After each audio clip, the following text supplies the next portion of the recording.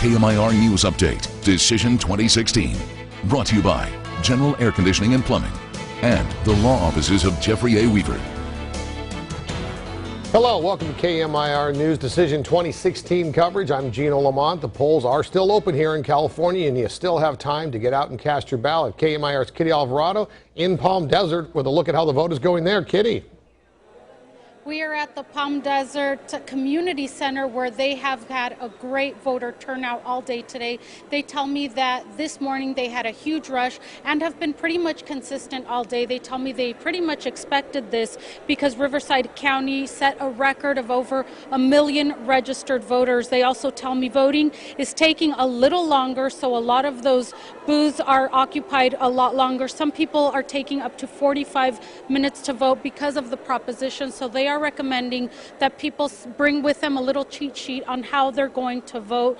Also, at times, a lot of these side benches here have been packed with voters because they don't have anywhere to vote. So again, bring a little cheat sheet. Also important to note, if you're voting electronically, you are not going to get a printout or a stub.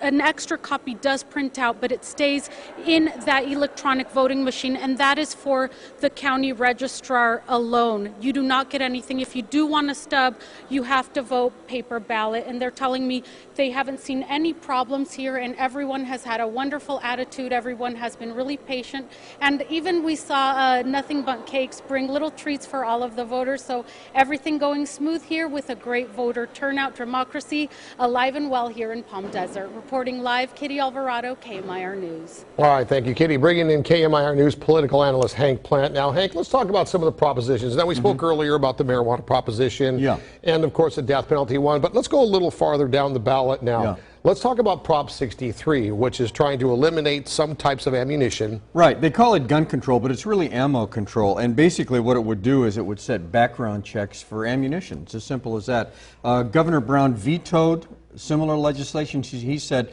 let's let the voters decide, and that's what the voters are deciding. It is ahead in the LA Times poll, 58% to 35%. And you know what's really interesting about this to me is that the strongest support is among minority voters. Right. So it's in the minority communities where they want something done about guns and about, in this case, right. ammunition. And with the recent tragedy in Palm Springs, where the police officers were wearing Kevlar vests. Yes. And the armor-piercing bullets used by the accused killer went right through those vests. Yeah. I don't understand how you can be pro-police and support them and appreciate what they do every day, but think that anybody should be able to buy those kind of bullets. Well, apparently 58% of the population agrees with you, because that's where this proposition stands, All right, so you think it has a good chance of passing? Yeah, I do, yes. All right. It also will have background checks, not for gun purchases, but for ammo. Right. Certain types of ammo. And it's also important to note that Lieutenant Governor Gavin Newsom is behind this big time, and he's kind of basing his future gubernatorial run on this. All right, let's move back up ballot a little bit, talk about sentencing. Now, again, with the overcrowding that's going on in the prisons in this state specifically, because nobody wants to build a prison in their backyard,